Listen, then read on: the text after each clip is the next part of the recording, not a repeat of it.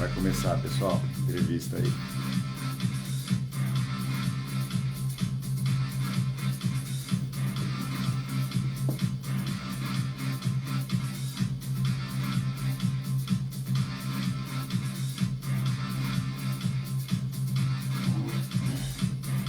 Muito boa tarde a todos. Hoje é exatamente quinta-feira, dia 22 de fevereiro de 2024. Está no ar mais uma edição do seu Jornal DBC com muitas informações a partir de agora para você, ouvinte número 1. Estamos chegando mais um dia memoroso, né? Um dia muito importante para o comércio de São Carlos. Afinal de contas, hoje a nova presidente, pela primeira vez uma mulher presidente na CISC. Semana que vem, Ivone Zanquim estará aqui no Jornal da ABC. Já está feito o convite, né? E hoje, um dia festivo, também os 93 anos da CISC. Aí nós fizemos combinamos, né? Falou, ó, semana que vem, então, a hora que ela puder, ela estará aqui conosco fazendo e trazendo as informações da CISC.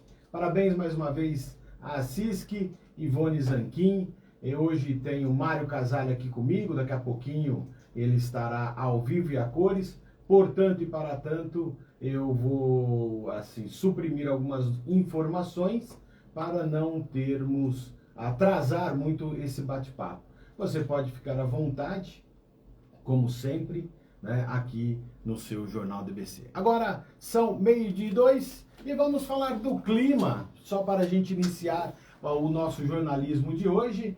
Hoje o clima está ameno, um solzinho ligeiramente quente, né, e muito gostoso para o dia de hoje. E o tempo em São Carlos ficará em torno dos 25, 26 graus, probabilidade de chuva é pequena durante a tarde, talvez no final da tarde ela possa chegar.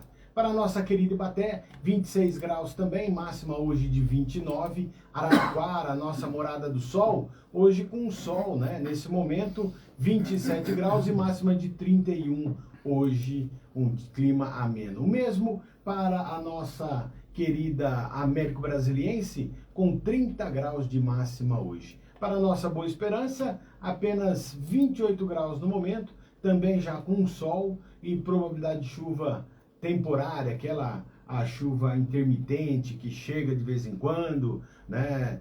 Algumas trovoadas, né? Chuva isolada pode acontecer no final da tarde. 32 é a máxima para Boa Esperança. Para a nossa querida irmã Brotas, hoje 28 graus no momento, 29 a máxima de hoje. Para Dois Córregos, 27 graus, 29 de máxima, e a chuva pode acontecer somente amanhã com mais intensidade. Para a nossa querida Torrinha, nós temos 27 graus no momento, uma probabilidade de chuva maior no decorrer da tarde, com 29 graus de máxima. E para a nossa querida Itirapina, nós teremos hoje 26 graus com bastante sol. Um abraço lá para o nosso amigo Luizinho, semana que vem, hein? Tamo aí. Um abraço a todos vocês. E uma temperatura amena também. Para a gente finalizar, Descalvado, 28 graus, bastante sol. E a máxima de hoje ficará em 29 graus. E a nossa querida, obviamente, Santa Eudóxia, né, com 27 graus, bastante sol também. 30 de máxima hoje. São as informações para você, ouvinte número 1, e daqui a pouquinho a gente vai trazer aí o Mário Casale, ele que é o pré-candidato à Prefeitura Municipal de São Carlos. Eu havia começado uma entrevista com ele a semana passada, né? A gente falou aí a respeito da enchente, logo após, né, aquele... mais um desastre, né? Como sempre, enchente em São Carlos. E não vou falar em tragédia, porque graças a Deus ela não foi tão forte, mas um pequeno volume, 60 milímetros, num período curto, acabou sendo um volume enorme, né? E trouxe aí algumas consequências. e a gente acabou falando bastante a respeito de enchente, a respeito dessas tragédias, né? Então não conseguimos falar de outros assuntos, por isso eu fiz o convite para ele estar aqui hoje junto conosco no Jornal DBC. Eu vou fazer um rápido intervalinho, volto já com o nosso facebook.com/Jornal DBC/DBCFM e a gente então começa essa grande entrevista de hoje, dia 22 de fevereiro de 2024. Oferece aos seus beneficiários a melhor estrutura em saúde da região. Vou deixar ligado aqui, tá? A live minha eu vou deixar no ar. Você tá ao vivo aí? Tô ao vivo. O pessoal tá ouvindo aqui. Já tá ao vivo? Já tô ao vivo. Eu achei que já ia começar, eu já liguei, mas o pessoal ficou bem atento aí na previsão. Tá sabendo bem a previsão do tempo. Daqui a pouquinho a gente começa aqui, tá, pessoal? Não é sobre fazer o maior plano de saúde da cidade, mas sim fazer eu acabo passando toda a região. Claro. E Tem região toda de audiência aqui, né? graças a Deus, não podemos reclamar. E aí o pessoal acostumou. Outro dia eu não falava muito de Descalvado. Aí o pessoal de Descalvado Reclamou. falou, você tem que falar de Descalvado. Legal.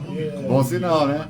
Isso é muito bom. Então a gente acaba falando de todo mundo, né? Pra não esquecer ninguém, porque é importante. É isso aí. A rádio de vocês é muito tradicional. Muita gente tá ligado, fala, não, deixa eu olhar a previsão do tempo, ouvir a previsão do tempo, né? Ou sintonizar lá.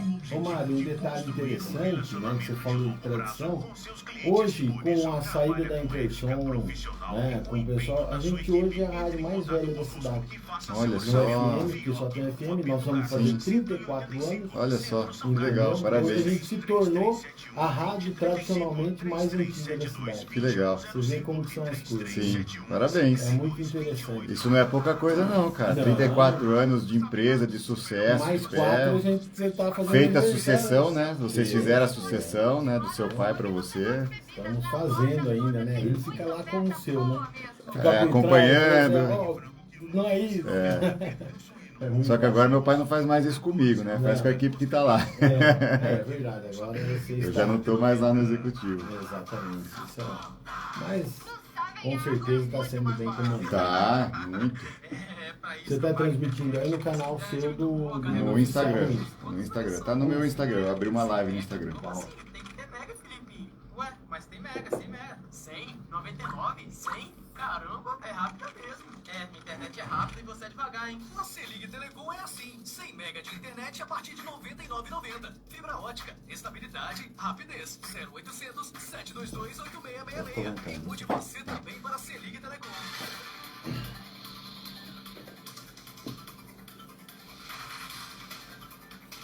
Agora são exatamente 12:09. Uma boa tarde a todos que estão chegando. Já estamos ao vivo e a cores no nosso facebook.com/DBCFM, /Jornal DBC. A Inaí daqui a pouquinho ela já linka também para nossa página do Jornal DBC, o pessoal que já está habituado, né, a receber aí as informações.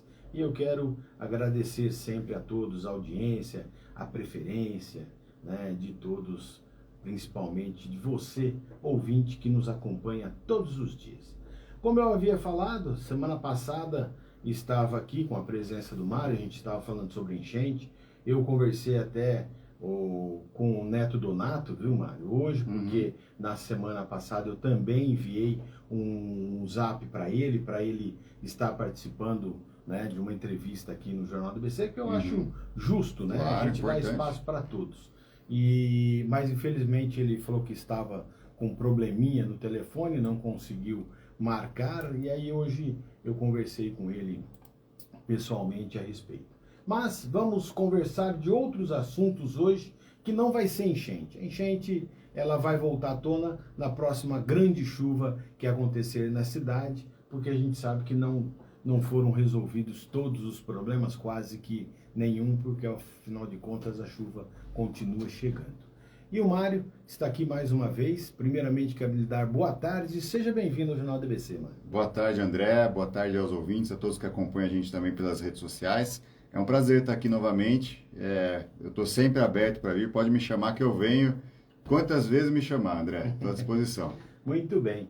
Eu agradeço mais uma vez a sua presença, sempre, né? Muito importante, para o ouvinte, porque afinal de contas, esse é um ano de eleição, uma eleição um pouco diferente, um mundo um pouco diferente na política, né? A gente sabe que a política mudou bastante, né? Dos últimos anos para cá, e principalmente hoje, com uma confusão que acontece, né, de vez em quando, com relação à democracia, né? E eu acho que as pessoas, elas tratam a democracia como algo muito banal e não faz ideia do que é a democracia, né? Porque a democracia é nada mais, nada menos que a nossa Constituição Federal, no seu artigo 5º, que dá direito a todos o direito de ir e vir.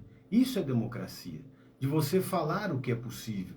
E a democracia, eu acho que ela não caberia hoje na política, porque a política, até certo ponto, ela não é tão democrática como se prega, né? Haja vista, eu acompanhei o seu vídeo, né, referente, por exemplo, as declarações do governo federal, né, a atitude, por exemplo, do Maduro lá na Venezuela, quer dizer, expulsando do país, né, a delegação dos direitos humanos da ONU, quer dizer, então, quer dizer, onde está a democracia?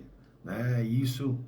Esse é um detalhe que a gente sempre trata com muita importância. O próprio voto no Brasil, ele não é democrático. Por quê? Porque a partir do momento que você faz 18 anos e você tem a obrigação de votar, já não é uma democracia, já é uma imposição, né? Então, tudo isso eu acho que a gente tem que discutir num longo prazo, obviamente, mas é para tratar de algumas oportunidades que a gente tem e assuntos a respeito da democracia.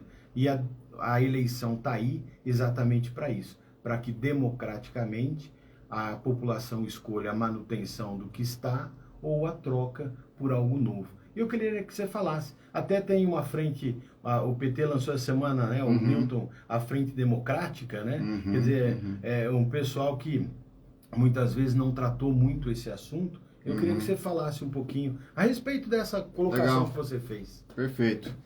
Eu acho importante falar sobre isso, André, porque me chamou muita atenção quando eu vi o nome que eles estavam dando, né? Frente Ampla Democrática, né?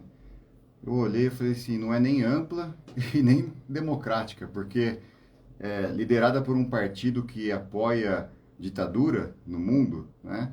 Como que pode isso? Isso mexeu muito comigo, eu fiquei pensando sobre isso. Será que esses caras acham que tem golpista em São Carlos, que precisam de uma frente democrática aqui em São Carlos para atuar? Será que eles pensam que os outros não são democráticos? Né? Os outros, só eles são os democráticos, né? Porque se a gente está participando de uma eleição, pressupõe-se que todos que estão ali se colocando como pré-candidato vão participar democraticamente. Vai ter as urnas, né? Eu confio plenamente nas urnas, vão participar do pleito normalmente, está se colocando como candidato. Quem vai decidir é a população, através do voto. Vai acontecer a alternância de poder. Então, o que significa isso? Falar que eles precisam de uma frente democrática em São Carlos, né? E o mais curioso, né? Você pensa, poxa vida, o partido que está apoiando uma ditadura na Venezuela há tantos anos, né? Começou com Hugo Chávez, apoiado pelo PT. A gente sabe que, infelizmente, está acabando com o país. A Venezuela era um país riquíssimo, que tinha uma grande produção, tinha produção de petróleo enorme, tinha um PIB per capita enorme. E isso vem se perdendo ano após ano. Hoje a gente vê venezuelanos aqui em São Carlos vindo pedir comida no semáforo, pedir dinheiro no semáforo. Eles estão espalhados pelo Brasil inteiro, né? Isso com o apoio do PT. E como é que pode eles quererem tomar para si a palavra democrática, sendo que, por exemplo, né, eu fiz esse vídeo que você citou aí, coloquei nas minhas redes sociais, até o pessoal do São Carlos no Toque republicou esse vídeo, e aí, né, aí ganhou uma outra expressão aí. E é muito curioso que aí eles têm aqueles contratados, né? Se a gente entra nos perfis das pessoas lá e vê que a grande maioria é perfil fake, né? Pessoas que nem existe, o cara pega uma foto, segue um, segue outro, publica uma meia dúzia de coisa lá e cria lá. E aí deve ter um carinha, eu imagino isso, né? Não tenho como provar isso, mas você entra lá no perfil e vê que a grande maioria é fake, né? E aí o cara, usando uns argumentos absurdos, o cara fala, o cara quer governar a Venezuela agora, por que ele está falando de Venezuela, né? Ao invés de falar de São Carlos, teve um que falou, ele não sabe, tem que estudar geografia, ele imagina que existe ditadura ainda no mundo, nem existe mais ditadura no mundo. Uns argumentos besta que esse pessoal coloca para querer falar contra o que não dá, para defender o indefensável. Como é que você vai defender um partido que está apoiando uma ditadura que todo mundo está vendo que está acabando com o país? Né? Então, eles ficam criando argumentos, tentando achar uma narrativa para colocar uma voz contra, né? E, ao mesmo tempo que lá no governo federal, o PT está sempre tentando criar formas de censura, né? Criar os seus grupos, os seus conselhos para entender o que é fake news, para dizer o que está certo, o que está errado, enquanto eles fazem arbitrariamente algumas postagens nas próprias redes sociais do governo que são claramente tendenciosas e que estão num limiar muito perto do fake news. Eu posso dar exemplos sobre isso que eu tenho acompanhado para observar. E, assim, a palavra para mim é bizarro. Assim, eles são realmente muito hipócritas, muito hipócritas. Temos aqui o nosso ouvinte, o Gervásio, ele até colocou, e eu acho que é bom que ele está participando, né, da conversa. Ele colocou que o Brasil hoje é bem melhor do que no governo anterior, né? E a política é o voto do compromisso de todos, né, responsáveis pelo futuro. E o mal deles, ele coloca que é taxar o Brasil com a Venezuela, né? E colocou como, depois eu te mando, político oportunista. Eu até certo ponto, Gervásio, eu concordo em alguns números. A única diferença é que a gente precisa comparar o Chile, a Colômbia, a Argentina e o México com a proporção geográfica do Brasil. Quer dizer, nós temos muito mais para entregar, entendeu? E estamos atrás de países, se você abrir o fundo Monetário Internacional lá, nós estamos atrás de países bem menores que o Brasil, como a Itália, a França, a Alemanha, né? Quer dizer, que tem que ser o exemplo. A gente não adianta a gente ser maior do que a Argentina, que está quebrada.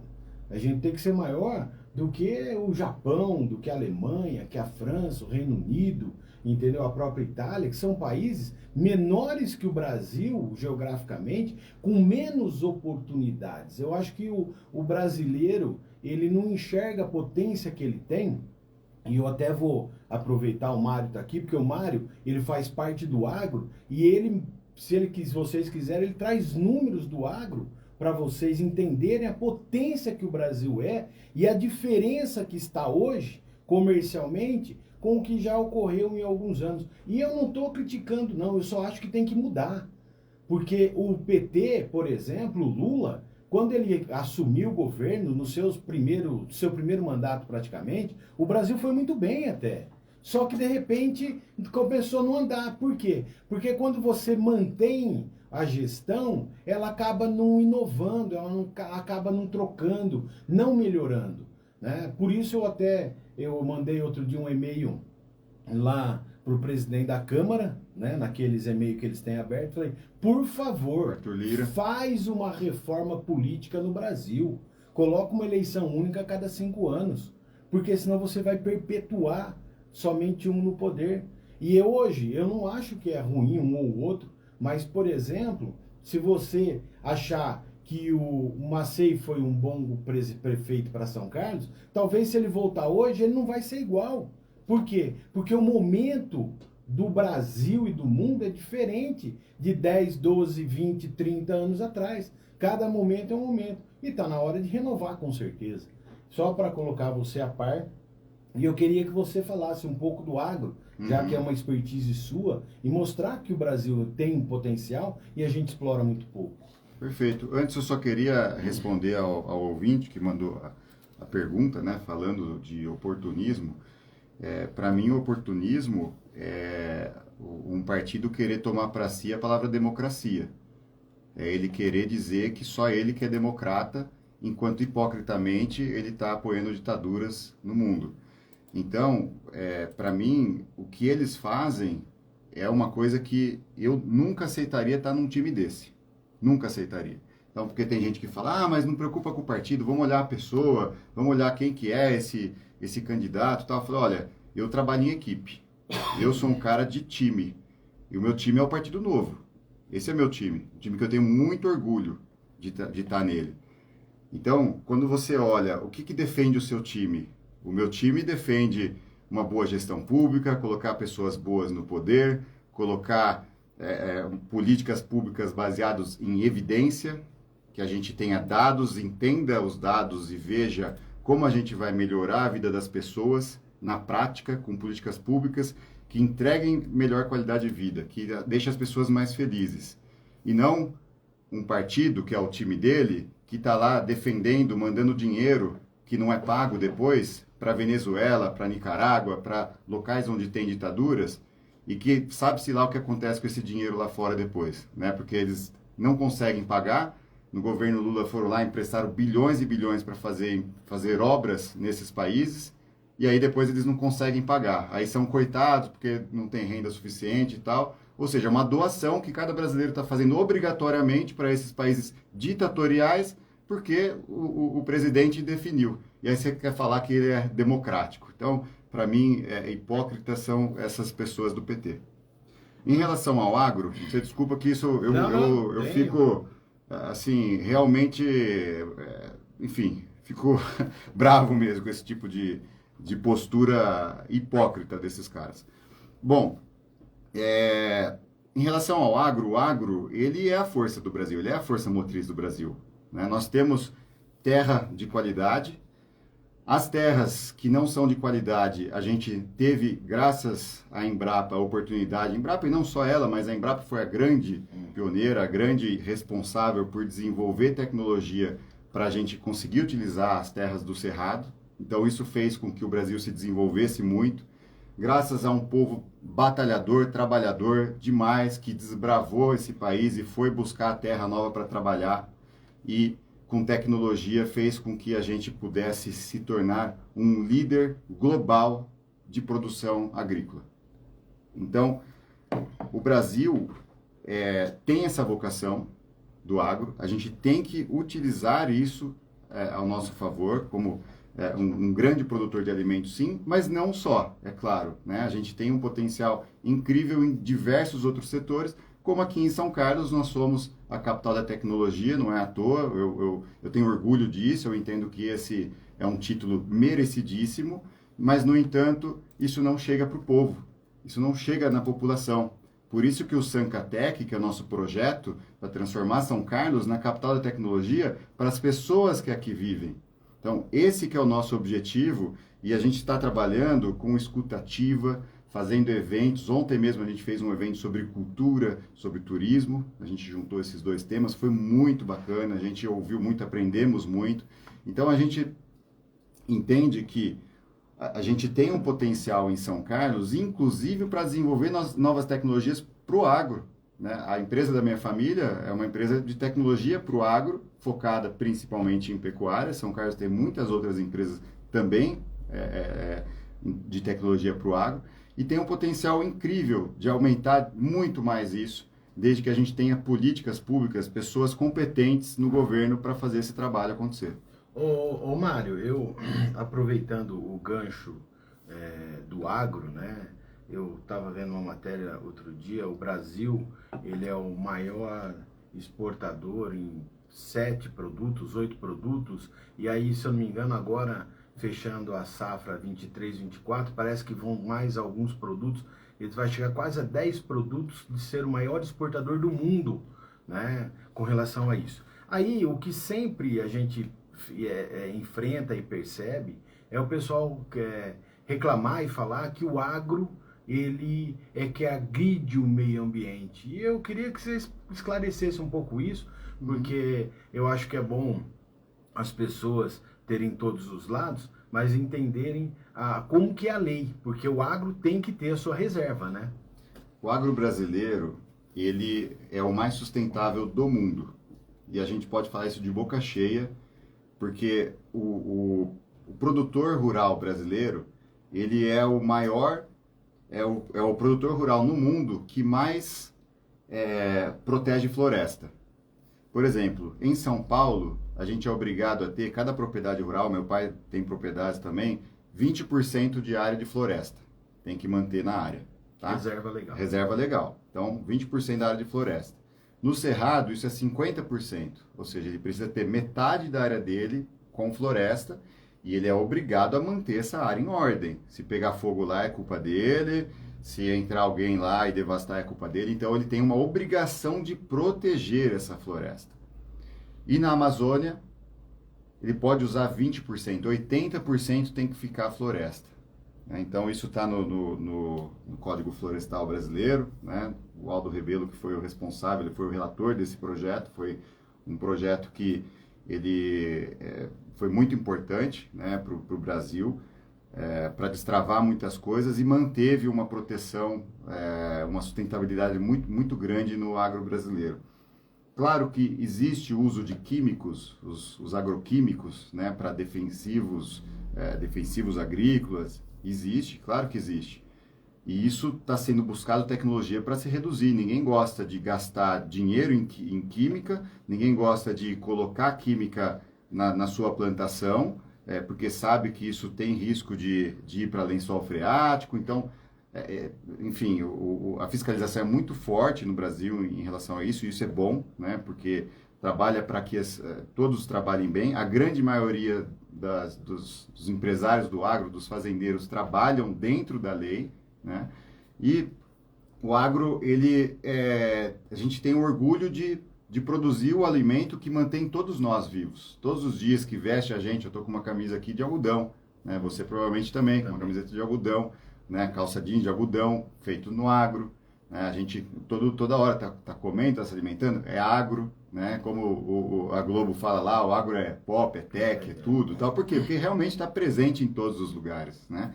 Então a gente tem esse orgulho e nós temos um tripé essencial para a produção agrícola. Nós temos pessoas, nós temos tecnologia e nós temos o meio ambiente favorável. Nós temos a terra, nós temos o sol, nós temos a chuva.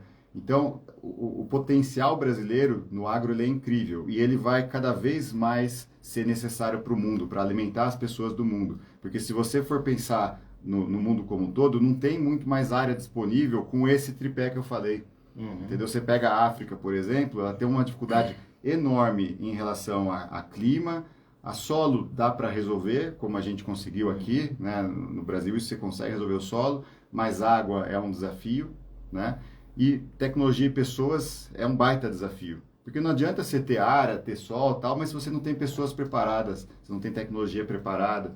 E o Brasil tem uma indústria de máquinas agrícolas, por exemplo, fenomenal, das melhores do mundo. Aqui se desenvolve tecnologias de primeira, exporta para o mundo inteiro. Tem diversas empresas, como a própria Casale, a empresa da minha família, a gente exporta para vários locais no mundo. Tecnologia aqui, made in Sanca, né? Criada aqui em São Carlos, né? Inclusive. O Mário, um detalhe importante. Essa sua expertise, essa sua experiência, né? Tem como ser transferido isso para a administração pública, no caso de uma futura, né, eleição, por exemplo? Sem dúvidas, eu vejo que isso é o que eu mais tenho a contribuir. A experiência que eu tive na empresa, no banco que eu trabalhei antes, né, eu me especializei bastante na área de finanças, depois trabalhei na empresa da minha família, eu fiquei por quase 13 anos trabalhando na empresa, eu vim em 2011 para a empresa da minha família, eu sou formado em engenharia de produção mecânica aqui na USP, aqui em São Carlos, fui trabalhar em banco e depois voltei para cá para trabalhar na empresa da minha família. Mas eu já conhecia muito sobre a empresa, porque desde os 13 anos de idade, meus pais me colocavam para trabalhar nas férias lá, né? Então comecei chão de fábrica, varrendo o chão, separando parafuso, assim, para aprender a dar valor no trabalho mesmo, né? Então Meus pais criaram, tanto eu quanto as minhas irmãs, já pensando na sucessão, em a gente assumir o negócio no futuro, né? E trabalhar na empresa. É aquela tradicional família italiana de empresário, né? Você sabe que na Itália, na Europa tem muito disso, mas a Itália tem muito essa questão do trabalho em família, né? E acho que também por isso que tem tanto casal ali na cidade com negócio, porque a gente recebeu isso, né, dos nossos antepassados, essa tradição de querer ter o próprio negócio, assim como você tem seu próprio negócio, né, André? Então isso é uma escolha de vida, né? Não tem ruim nem bom, o certo ou errado, mas é uma escolha de vida. Tem a parte boa, mas tem a parte difícil pra caramba também, que é você ter o negócio, ter responsabilidade. E a maioria não sabe o quão duro é empreender. Não tem ideia, não tem ideia. Então, não nada, ele comprou. Mas vai empreender pra você ver. É um baita desafio. Segurar a carga tributária que hoje em dia, principalmente, a gente tem é muito grande. Ô Mário, eu vou te cortar um pouquinho, porque claro. O Fernando Silva colocou uma pergunta aqui, eu acho que é importante, lá no Face. Bom dia, o postulante candidato terá compromissado em entregar obras no prazo? Por exemplo, a UPA do Araci foi entregue com 6 meses de atraso. O velório municipal está com 14 meses de atraso. E o secretário responsável sempre tem uma desculpa. A empresa faliu, precisa abrir uma nova licitação, etc. Qual que é o seu comprometimento, né, com exatamente... Eu acredito que dos pontos mais importantes, que são as obras públicas, né? Que, para serem entregues. Porque não adianta você falar, vou fazer e começar e nunca mais terminar, né? Bom, se fossem só as obras públicas com atraso que fosse o problema da prefeitura atual, até que não estava tão ruim. O problema é que todas as áreas, né, se tudo o resto tivesse bom, perfeito, né, não estaria tão ruim, mas todas as áreas, infelizmente, estão passando por um caos. É isso que a gente vê. Com algumas exceções, você tem algumas pessoas fazendo um bom trabalho, não dá para generalizar, tá? Mas a grande maioria das áreas está um caos. Isso é muito fácil de entender, né? A partir do momento que o secretário de governo, Neto Donato, entrou na prefeitura, ele fez uma reforma administrativa em que ele gerou muitos cargos novos. Na época, uma reportagem do A Cidade On fala em torno de 16 milhões de reais de valor por ano a mais que iria ser gasto com cargos novos criados com essa reforma administrativa, em que ele colocou pessoas, em sua maioria, indicadas pelos vereadores, pela Câmara de Vereadores, pela grande maioria dos vereadores. E aí coloca-se pessoas em funções que ela não tem a técnica para fazer. Muitas vezes até bem intencionada a pessoa, mas ela não tem conhecimento técnico, não tem conhecimento de gestão, não sabe sobre a área em específico. E aí, quando faz um novo acordo, eles vão lá e tiram pessoas, colocam outras pessoas, acordo político, eu digo, né? Como, por exemplo, até fiz um vídeo que eu fiquei indignado quando eu vi isso, quando tava os dois se batendo, né? O Edson Ferraz batendo com o Neto Donato. Aí tava só, né, brigando, etc, né? A gente vivia, né, as mídias e tal. Aí, de repente, fizeram um acordão. Aí tava tudo bem, ficaram felizes juntos. Aí, no dia seguinte, saiu no Diário Oficial, tira um monte de gente, coloca um monte de gente nova, né? Antes ele tinha tirado, né, o pessoal do Edson, enfim. E o que acontece com isso? Você não tem continuidade de trabalho. Mesmo que, vamos falar assim, não, mas e se tivesse uma pessoa excelente, espetacular lá, que devia ter alguns, eu não conheço todos, né? Mas o que adianta? Você coloca lá, quanto tempo demora para começar a trabalhar? Quando você começou aqui, André, quanto tempo demorou para você pegar o jeito na coisa, né? A coisa realmente deslanchar? Demora. Então, o cara fica 3 meses, aí daqui a pouco troca, coloca outro, o cara fica 6 meses. Não, agora fez um novo acordo com o vereador tal, para não sei o quê. Não, agora troca, manda embora um, coloca outro. Teve um até que eu conversei, que vem de vez em quando aqui, o Mítio, né? E eu conversando com ele comentou, falou, pô, e ele tem um conhecimento na área Mítio Bianchi? Na área de natação, ele sim, fez sim, campanha. Tem a Liga Central de Natação, a gente já apoiou ele várias vezes lá pela Casalha. Aí ele trabalhou para o Neto na época da campanha e tal, e foi convidado para trabalhar na prefeitura, na Secretaria de Esporte. Ele falou, pô, não fiquei lá 5 meses, não deu para fazer nada. Porque a prefeitura você começa... é muito moroso, né, o trâmite, ele é demorado. Ele falou que eu fui começar, do nada, falou, ó, você não tá mais, tchau. É desse jeito. E aí como é que você dá continuidade nas coisas? Então, assim, o dinheiro nosso está sendo muito mal gasto, entendeu? Você contrata um monte de gente que, na minha visão, é desnecessário ter tanto cargo. Toda secretaria tem um secretário adjunto, tem chefe disso, daquilo, não sei o quê. Um monte de gente gastando o nosso dinheiro. E cadê a entrega? Cadê o resultado desse nosso dinheiro? É o nosso dinheiro que está lá, nós estamos pagando essa conta.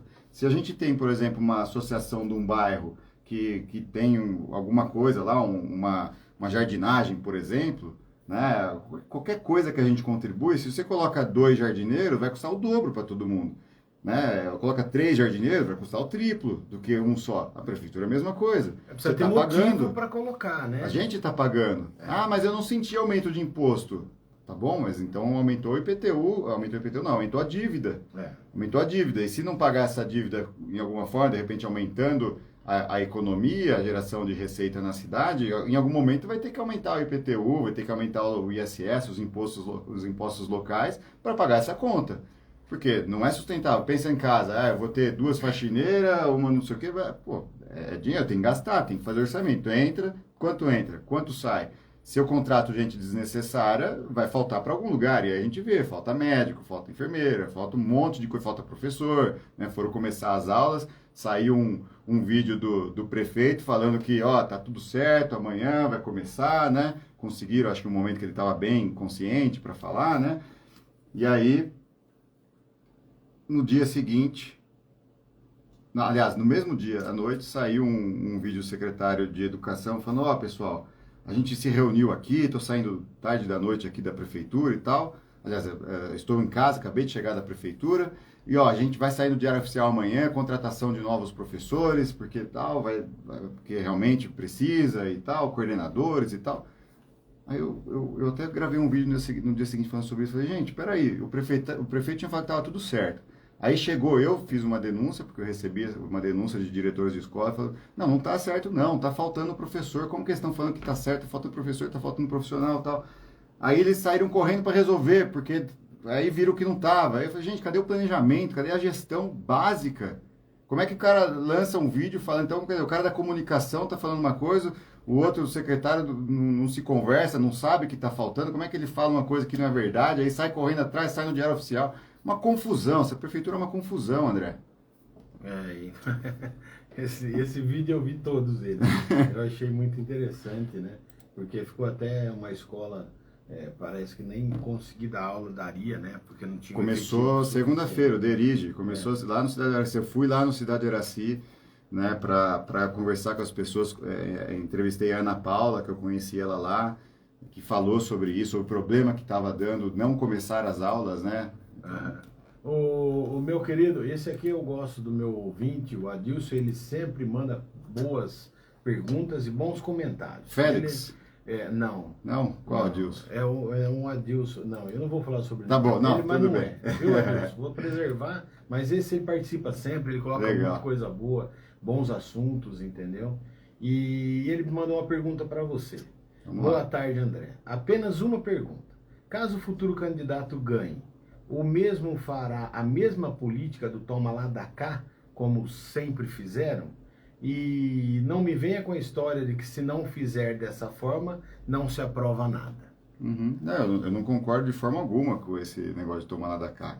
A questão é o seguinte, nós precisamos ter pessoas boas em cada cargo técnico da prefeitura. Cada cargo que precisa ter uma pessoa boa, nós vamos ter as pessoas lá na sua função.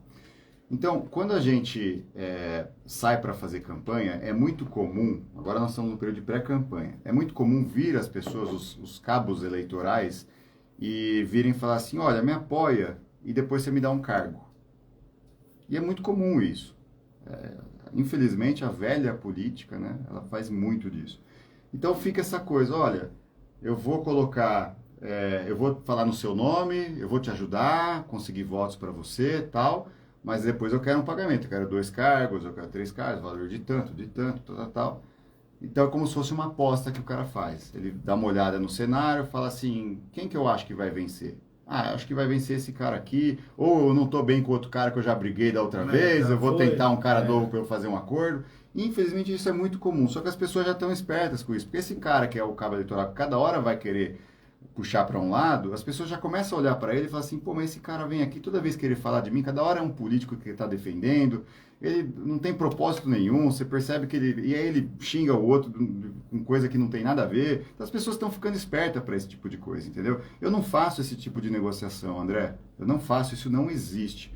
Nós vamos trabalhar por propósito. Quem vai defender a gente é por propósito, porque acreditou no projeto. Nós temos inúmeras pessoas, graças a Deus, a gente está encontrando muita gente que trabalha de forma voluntária. O que é o trabalho voluntário que eu falo? É falar para as pessoas do projeto, ó, vai lá conhecer o Mário. Entra na rede social do Mário, ó, Mário Casale no Instagram. Aliás, quem está ouvindo aí, assistindo, entra lá, segue lá, Mário Casale, acompanha nossas ideias, nossos projetos. E aí tem muita gente fazendo isso de forma voluntária, e esses caras não entendem essa lógica. Eles falam, não, mas como é possível? O cara não vai ganhar porque ele não está querendo fazer esse tipo de acordo e tal, e sai falando para os outros, isso não vai ganhar, não tem como, ele não entende de política. Então, nós vamos fazer o quê? Um projeto para São Carlos, para as pessoas que vivem em São Carlos viverem melhor, serem mais felizes. E aí, colocando gente boa em cada função, nós vamos ter poder de negociação com os vereadores para entregar aquilo que eles precisam, aquilo que a base dele pede. Porque vamos supor, o vereador vai lá num bairro, o pessoal fala assim, olha, tem buraco aqui na rua, a iluminação está ruim, etc, etc. Bom, nós, com uma boa gestão, colocando o dinheiro onde precisa, priorizando da forma que precisa, nós vamos buscar resolver isso rápido, essas questões. Claro que não é do dia para a noite, a gente vai ter que arrumar a casa antes, mas tem muita coisa que dá para fazer rápido. E aí você começa a entregar, e o vereador consegue mostrar para a base dele o trabalho e o resultado que ele está cobrando, né? Que ele está indo lá cobrar da prefeitura, falando, olha, agiliza aquilo lá para mim, etc., peço sua ajuda, a priorização, etc. Então, ele vai poder mostrar também o resultado do trabalho dele de fiscalização do trabalho da prefeitura. Então, essa é a moeda de troca que a gente entende que é a correta. Porque qual que é a função do vereador? Ele fiscaliza, ele legisla. Para quê? Para melhorar a vida do cidadão. Então, se ele discute lá com o cidadão as demandas e leva isso para a prefeitura, e a prefeitura atende rapidamente porque tem gente boa no poder, essa é a moeda de troca. Está mostrando para ele o resultado. Eu queria até, há muito tempo atrás, eu sempre falo muito sobre educação aqui, porque eu acho que educação é o pilar de uma sociedade e a importância maior. E um dia eu estava fazendo um comentário sobre política e alguns ouvintes mandaram, por que você não sai vereador? Né? Ah, vai ser. Eu falei, porque o vereador não faz nada. Né? Isso aí, para vocês entenderem, o vereador, na verdade, ele dá um dinheiro que é seu para você e fala que foi ele que deu, que é o que eles fazem com a emenda parlamentar, como eu coloquei aqui esses dias para quem me acompanha. E eu falei exatamente isso. Eu falei, na verdade, para você fazer a mudança, tem que ser no executivo, tem que ser na prefeitura. Mas eu não concordo que ele não faz nada, tá? Não, eu acho muito importante a função não é do sua, vereador. é minha colocação. Não, eu entendi, mas eu só estou deixando claro que eu acho muito importante a função. Eu acho que é, mas eu só vou chegar lá. Aí o que acontece? Não que ele não faça, ele o faz, entendeu? Mas qual que é o maior problema hoje? O problema é que se a prefeitura tiver que fazer os negócios corretos, da forma correta, né, do jeito certo, não tem nem como o vereador não aprovar. Né? O que o vereador precisa negociar é quando a prefeitura precisa dar, como falava antigamente, a pedalada, né? Se o executivo precisar pedalar, pedágios, vai, né? Se ele precisar fazer alguma alteração escusa, alguma lei que vai ter alguma coisa errada no meio, aí ele vai precisar negociar para poder aprovar. Mas se ele fizer corretamente, ele não precisa. Aí o vereador vai trabalhar corretamente. Eu não estou falando que o vereador não trabalha, mas eu estou falando que o vereador trabalha com o dinheiro da população. São Carlos é uma cidade que tem emenda parlamentar e o vereador trata ela como se o dinheiro fosse do bolso dele. Quer dizer, não é do povo, é dele. Ele que pegou, eu vou dar esse dinheiro, vou investir num tal obra. Quer dizer, poxa, não é isso. Você tem que trabalhar pela população como um todo, o que é importante. E isso daí eu quero trazer exatamente a importância né, do Partido Novo fazer também cadeiras na vereança, Claro. para poder levar esse assunto para frente. Isso seria o correto? Sem dúvidas. Como a gente fala, o vereador ele tem um papel importantíssimo de fiscalizar, independente de quem está no poder, independente se é do mesmo partido dele ou não, ele tem que fiscalizar. Ele foi contratado, entre aspas, pela população para isso. Verificar se a prefeitura está fazendo o papel dela corretamente, se os contratos também estão sendo seguidos corretamente. Então, ele tem um papel de fiscalização importante. E legislar. Por exemplo, vamos supor que eu venci e entrei lá e quero fazer uma reforma administrativa.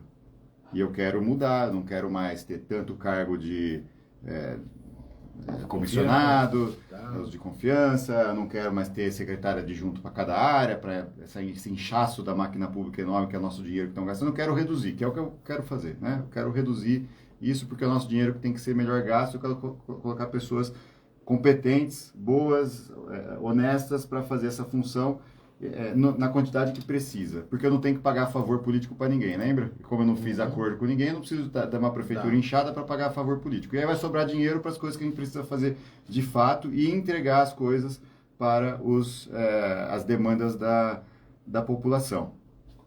Então, esse é o caminho, é gestão pública de forma eficiente. Esse é o nosso objetivo. E um ponto acho que primordial, né? Quer dizer, é você ter aí uma parceria com a vereança acima de tudo. Exatamente. E o Novo, ele prega exatamente isso. Exatamente. Então, a gente colocando um grupo de vereadores que estejam alinhados, né, com o governo, é claro que isso facilita nas negociações, né? Mas a gente sabe do desafio que é você colocar um número enorme de vereadores. A renovação de vereadores ela é muito complexa, porque envolve muito a pessoa, né, esse relacionamento. E em São Carlos, ainda mais como você mencionou, que existem as emendas, existe muita troca, né? Olha, eu vou ajudar o bairro, então eu vou levar a emenda para esse bairro. Aí o cara fala, não, esse bairro aqui é meu, porque eu levo aqui meu, entre aspas, né? Eu levo aqui as minhas emendas para cá e aí o pessoal vota em mim porque sabe que depois eu vou levar para lá também as minhas emendas para ajudar ele e tal. Então o cara tenta fazer o reduto dele, né? Então isso é um desafio para quem está entrando, é um baita desafio e por isso que a gente está trabalhando com propostas e propósito. Pessoas boas, eu estou muito feliz com as pessoas que a gente já fechou, não está fechado ainda toda, ainda tem algumas vagas, então quem tiver interesse em sair candidato a vereador, existe um processo dentro do Novo que a gente conhece as pessoas, a gente treina as pessoas, dá ferramentas de trabalho, né? Então, quem tiver interesse, quem sentir esse propósito de vida, de ajudar a nossa cidade, ajudar as pessoas de São Carlos a melhorar de vida, e sente essa coisa forte dentro de si, vem conversar com a gente, porque a gente quer gente que está afim de melhorar a vida das pessoas. E uma vez essas pessoas fazendo o trabalho da vereança, estando lá na Câmara, buscando o bem da nossa cidade, das pessoas da cidade, nós vamos junto fazer uma grande transformação. Então, como eu mencionei antes, se eu quiser fazer essa aprovação de uma reforma administrativa, quem vota? São os vereadores. Eles precisam aprovar essa reforma administrativa que vai ser proposta. Se eles quiserem falar assim, não, nós não vamos aprovar, vai ter que ficar do jeito que está. A gente tem que negociar. A gente tem que negociar porque eles precisam aprovar mudanças como essa. Ô Mário, um detalhe importante, até o nosso ouvinte aqui, que colocou o Casale, a família, o sobrenome é muito respeitado em São Carlos. E por que político agora? Aí é uma pergunta interessante. Legal, excelente pergunta. Eu comecei fazendo trabalho voluntário. Eu fiz trabalho voluntário quando eu era muito novo, durante a faculdade, ia em asilo, inclusive um que ficava aqui na Episcopal mesmo, não sei se você conhece, tinha umas duas, três quadras para frente ali. Isso. A gente ia muito ali, porque era próximo da USP, a gente ia a pé, né? Eu estudava aqui na USP, aí eu ia na Casa Aberta também, dar aulas e tal. Então, eu sempre gostei disso, mas era uma coisa, né, que eu fazia, eu sempre gostei de sentir que eu estou ajudando, né, de alguma forma. Eu sou uma pessoa muito privilegiada, né, André? Eu gosto de falar assim, pô, eu nasci numa família, como ele falou, tradicional, eu tive uma educação extraordinária, estudei nas melhores escolas, depois a população pagou para eu estudar na USP, porque eu não paguei nada para estudar, foi a população que pagou. E quem mais paga imposto para pagar na USP, para eu estudar na USP? São os mais pobres. Então, os mais pobres, que é um Robin Hood ao contrário isso, né? Hoje ainda tem cotas que ameniza isso. Hoje tem cotas de ensino público e tal, então isso ameniza, mas eu estudei sendo pago pela população. Então, eu sempre tive essa vontade de contribuir, de ajudar muito forte dentro de mim. E em 2018, a gente estava numa reunião de amigos, discutindo questões diversas e tal. Era uma reunião de um grupo que a gente assistia palestras, chamava empresários ou pessoas que trabalhavam uma carreira boa tal, para a gente ter aprendizado nas nossas empresas. Era um grupo de empreendedores.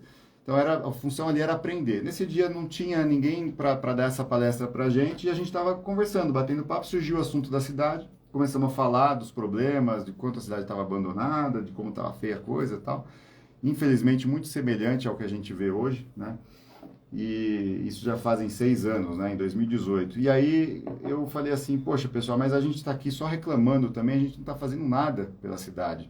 O que a gente está fazendo, né? E aí surgiu essa ideia, por que não montar um grupo semelhante a esse que a gente tem aqui? A gente começa a chamar outras pessoas, para a gente fazer o bem pela cidade, tentar mudar as coisas, fazer alguma coisa, porque ficar reclamando não adianta nada. E aí, depois que eu fui aprender mais sobre trabalho voluntário, ver sobre teoria disso, entender, eu tinha só uma vontade de ajudar. E a gente criou um grupo de trabalho voluntário, que se chamou Move Sanca, ainda existe, né, esse grupo, chama Move Sanca. Eu liderei esse grupo por muito tempo e trabalhei em diversos projetos aqui em São Carlos, como a Rua é Sua, né, não foi liderada por mim, mas dentro do grupo, que era de uso de um espaço público aos finais de semana, fechar para as pessoas utilizarem e tal. A ideia é as pessoas tomarem, digamos, sentirem que a cidade de fato é delas e usarem melhor o espaço público, com artes, com cultura, com, enfim, esportes, lazer. Outro projeto, o Investe Sanca, que é o uso de leis de incentivo em São Carlos, porque eu percebi pela Casale lá na época que a gente não usava. Quando eu conheci isso, eu comecei a usar. Então, o próprio Mitchell, que você comentou, Mitchell Bianchi, a gente ajudou ele lá através de leis de incentivo. Então, a gente foi lá, pegou o dinheiro da Casale, queria imposto federal, o Leão lá em Brasília, mandamos para ele, para ajudar o projeto da natação paraolímpica que ele tem lá, que é um projeto extraordinário. Ajudamos o projeto de judô, enfim, de diversos projetos em São Carlos, o Chorando Sem Parar, né? Ontem a Fátima Camargo esteve com a gente no evento de cultura e turismo, né? Tive o prazer de estar com ela lá, e ela falou um pouco sobre o assunto também, foi muito legal a participação dela, e a gente ajudou o Chorando Sem Parar também, através do que? Leis de incentivo, fazendo lá uma distribuição desse recurso. Então, a gente passou a usar isso também como um projeto para aumentar isso em São Carlos. Por que não aumentar o uso de leis de incentivo? Que outras empresas que tem aqui, que não estão utilizando as leis porque não conhecem.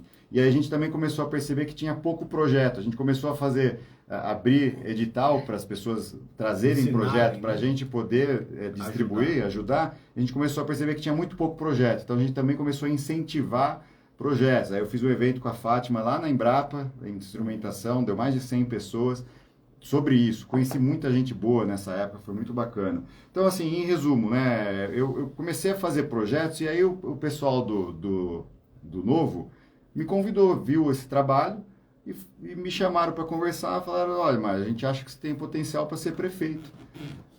E eu falei, nossa, como assim prefeito, né? Não era uma coisa que eu pensava sobre. Eu estava cuidando da minha vida, trabalhando na empresa da minha família. Para mim, o destino já estava lá, né? Eu vou cuidar da empresa da minha família e tal. Mas eu sentia, sabe, que alguma coisa não estava certo. Sabe quando você sente um vazio, assim? Você fala assim, cara, não está completo ainda. Né? Eu estava assim, o Move Sanca, eu percebi que eu gostava muito de fazer aquilo, que era uma coisa que me dava muito prazer de ir lá buscar. A gente tentou fazer um projeto de gestão de doações também, para melhorar, digamos, a oferta e demanda entre doação, quem pode doar, quem precisa de doação, projeto enfim, com morador de rua. A gente fez uma infinidade de projetos, foi muito bacana, eu aprendi muito, sabe, sobre as mais diversas áreas da cidade.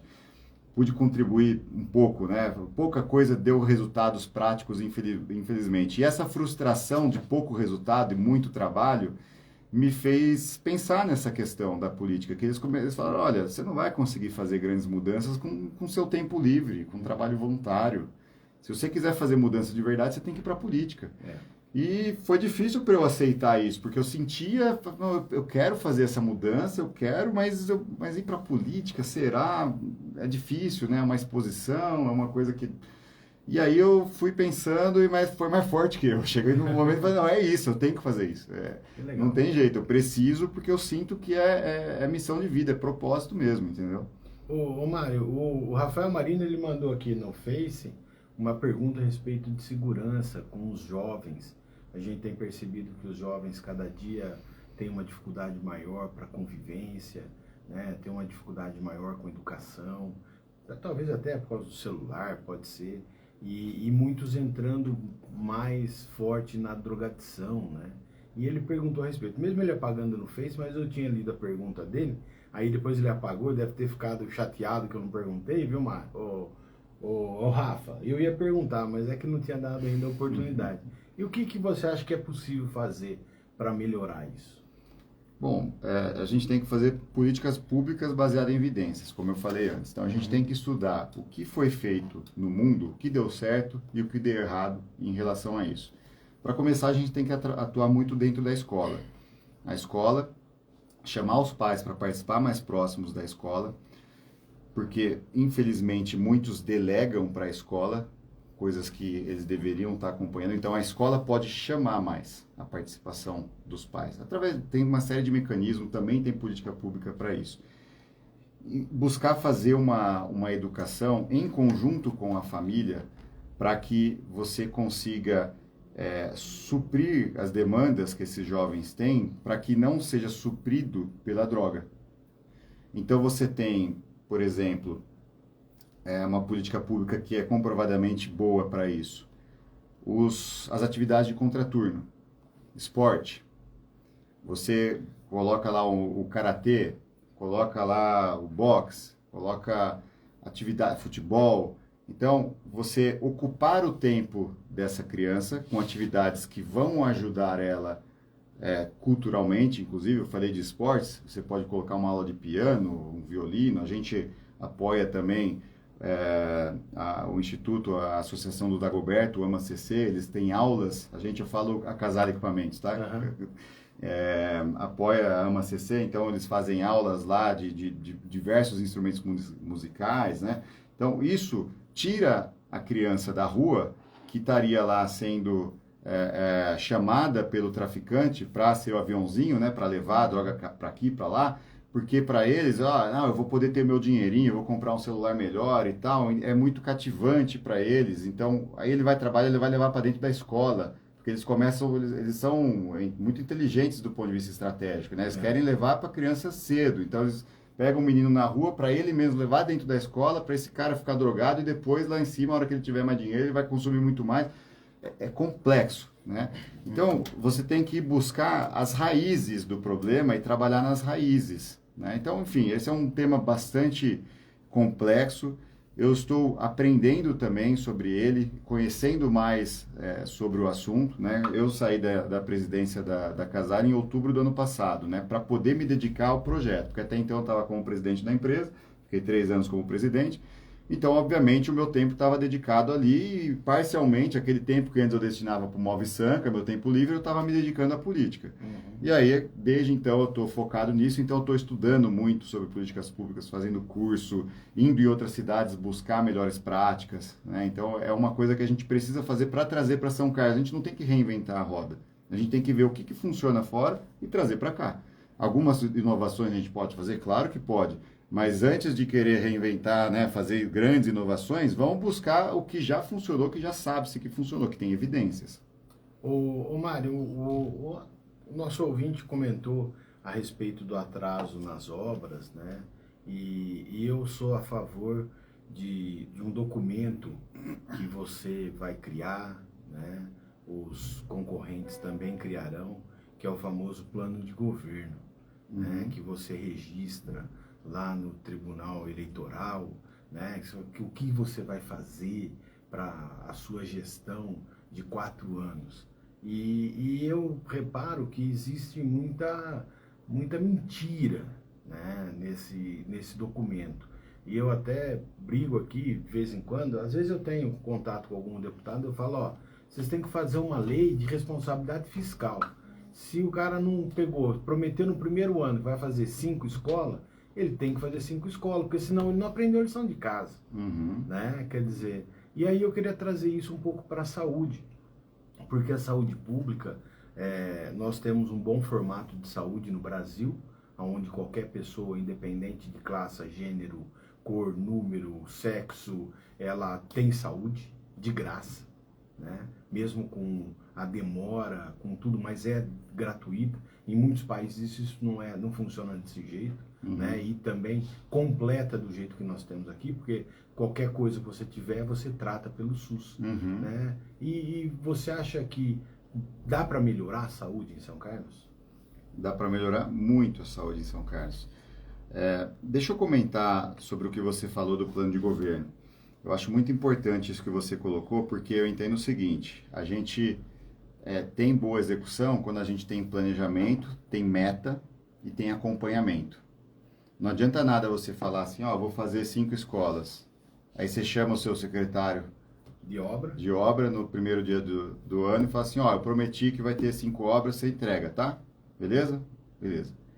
Esquece o cara, deixa lá. Não vai acontecer. Eu trabalhei na gestão da empresa por muitos anos e eu fui aprendendo muito sobre isso. E fui mudando a minha forma de gerir, fui buscar me especializar, fazer cursos, nós contratamos consultorias de gestão para ajudar a gente. E a gente mudou completamente a forma de fazer a gestão da empresa, porque você vai entendendo mais de como fazer a gestão de pessoas, acompanhamento de trabalho, alinhamento de expectativas, alinhamento de metas, você construi em equipe o projeto, aonde você vai chegar, porque se eu chego aqui em você, André, vamos supor que nós dois estamos numa equipe, eu chego aqui e falo assim, André, ó, a gente vai fazer isso aqui, ó, esse mouse aqui, ele vai ser vermelho, amanhã você vai lá, compra um mouse vermelho e traz aqui. Aí você vira, fala assim, e eu saio da sala, beleza, aí você fala assim, poxa vida, mas eu não queria o mouse vermelho, eu queria um laranja, vamos falar do laranja, que é a cor do novo, né? Era um laranja, mas o Mário nem me perguntou minha opinião, já mandou eu lá comprar e tal. Você não vai com a mesma vontade lá comprar. Você vai lá comprar o mouse e vai falar assim, poxa vida, eu queria mesmo estar comprando laranja. Mas tudo bem, ele mandou, vou trazer e tal. Manda quem pode, obedece quem tem juízo, aquela coisa. E aí você não tem vontade de trabalhar junto pela causa. Então se você constrói junto, que é o que nós estamos buscando fazer agora, né? Só que nós estamos falando de plano de governo, nós estamos falando de plano de metas, que são duas coisas diferentes. Agora nós estamos falando de plano de governo, nós estamos fazendo o quê? Ouvindo as pessoas, fazendo o que eu chamo de escuta ativa. Você escutar, buscando entender o que a pessoa está te falando, sem os seus preconceitos, os seus filtros todos, entender de onde vem aquela fala, né? Qual que é a vida dessa pessoa, porque se você não consegue filtrar esses preconceitos, né, a forma como a pessoa está se expondo, você tem que se despir dos seus preconceitos, das suas crenças, para entender ativamente o que ela está falando. Então, a gente tem que fazer isso para entender as demandas da população, entender os seus anseios, para então ir lá e falar, não, beleza, a prioridade é essa aqui. É isso aqui que a gente tem que fazer. Agora, sobre a questão do plano de governo e plano de metas, eu acho importante comentar uma coisa com você, André, que eu estou vivendo na pele agora. O plano de governo é um plano que a gente tem que construir quando a gente é pré-candidato, certo? A hora que eu virar candidato, eu vou lá protocolar o meu plano de governo para eu ser enfim, tá na competição, tá como candidato. E é extremamente complexo você fazer uma coisa detalhada e com nível de detalhe que seria necessário para um plano real para ser implementado. É por isso que geralmente esses planos eles são ideias meio macro, assim, sabe? Por quê?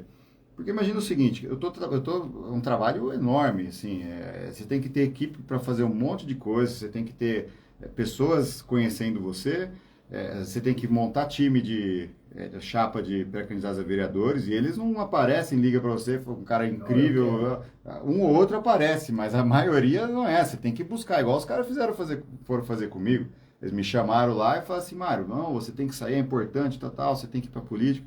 Até eu chegar à conclusão, não, beleza, eu vou, é isso. Eu tenho que fazer isso também, porque essas pessoas não estão pensando na política da mesma forma que eu não estava antes. Então, é muita coisa, você tem trabalho de marketing, é visual, não sei o que. Ao mesmo tempo, para você conseguir ser viável eleitoralmente, você tem que construir um plano de governo. Então, e você não tem as informações de dentro da prefeitura, os detalhes, para você... Sobra, né? Não, muita coisa tem pública, mas você não tem as informações... Tudo, né? Oi? Você não tem tudo. Mas você não tem tudo para você fazer um plano super detalhado e estruturado. Então, eu estou vivendo na pele isso, porque eu sou virginiano, eu sou perfeccionista pra caramba. Eu luto muito contra isso, porque eu preciso estar sempre me controlando, porque eu gosto de fazer as coisas perfeitas. Então, só que eu aprendi na vida que, às vezes, você tem que abrir mão da perfeição, senão você não executa. Então, você tem que falar, não...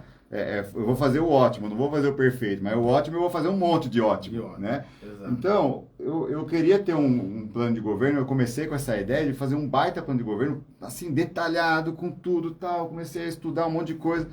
Aí o pessoal virou para mim e falou assim, Mário, não adianta, cara, você não vai conseguir construir uma coisa viável para você entregar exatamente, porque você não tem acesso a informações suficientes. O que você precisa é fazer um baita de um diagnóstico bem feito, entender os anseios da cidade, entender os problemas e colocar as premissas nas quais você vai trabalhar.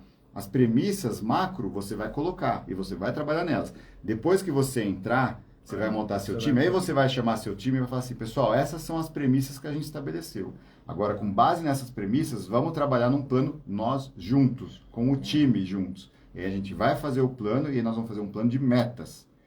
Que aí nós vamos colocar o plano de metas, São Carlos é signatário de uma lei de plano de metas, tá? Foi criada, se eu não me engano, em 2015 essa lei.